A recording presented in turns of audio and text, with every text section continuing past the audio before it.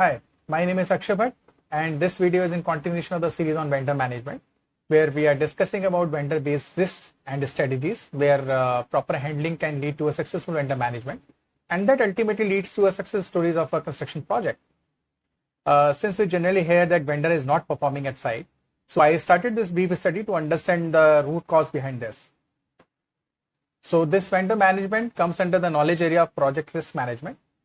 There is a disclaimer as well about the upcoming parameters we are going to discuss. As I'll be coming up with more videos on properties, please subscribe to my channel Property Shiksha and remain updated on the latest trends and the information. I did a root cause analysis to understand the parameters that influence construction vendor performance. So this presentation is in continuation to the last presentation where we discussed about project owner centric parameters that leads to poor performance of vendors. All these risks needs to be planned in the risk management plan during planning stage. So let's see what are these points.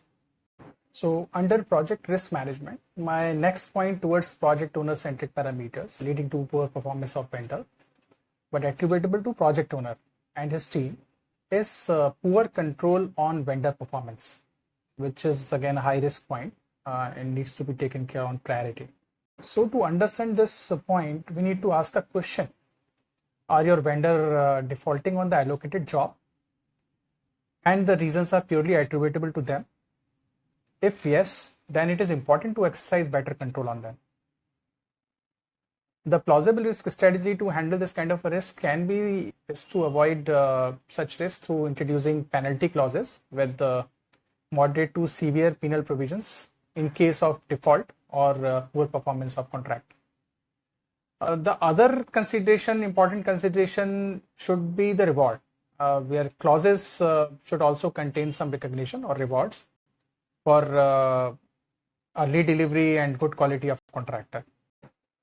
So this point can be concluded while introducing penalty provisions or clauses in the contract, which will help addressing the poor quality and also lead to minimize or conscious deviation from the defined scope.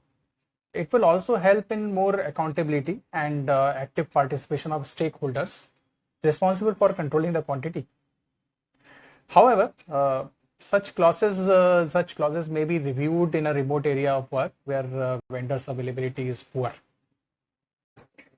So under project risk management, my next point towards project owner centric parameters leading to a poor performance of vendor, but attributable to project owner and his team, is poor control on resources. So to understand this point, we need to ask a question. Are your contractors delaying and defaulting on the resources deployment? If yes, then we need to have a better control on contractors and resources.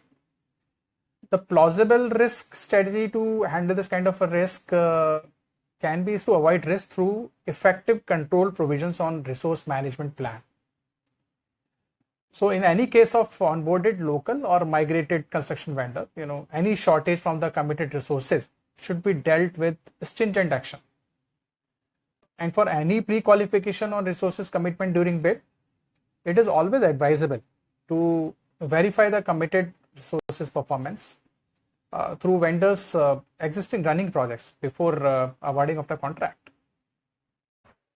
So to conclude this point, we need to understand here that labor histogram and committed resources signed under contract establishes the benchmark for contractor performance, and during performance this should be controlled through continuous and necessary push in case of any default.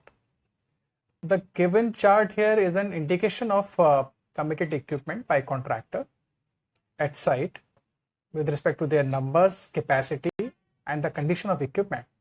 So this can be asked from the contractor. So this is the end of the presentation. In this presentation, I covered 2 points related to project owner centric parameters that may lead to poor performance of vendor at site if not addressed properly. And these points are poor control on vendor performance and poor control on resources. So from this, we can draw an inference that control is very important for any effective output, which can be effective only if it is measured against any benchmark. So it is better to establish a benchmark through mutually agreed conditions of contract and then control and push the contractor for desired performance during execution in case of any default.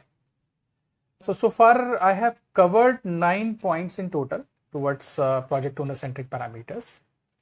I will be covering more such points in the coming presentation. So thanks for watching this video. Just keep on watching, keep understanding, and keep learning. Thank you.